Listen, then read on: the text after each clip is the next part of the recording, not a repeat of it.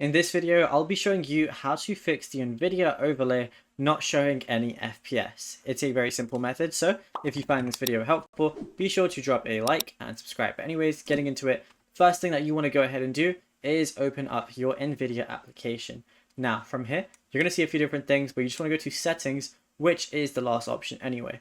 And if you have the NVIDIA overlay on, all you want to do is once it's on, just go ahead and turn it off. And then once it's off and it says it's disabled, turn it back on again and then see if that works. Once you do that and once it's on again, just press Alt and Z together.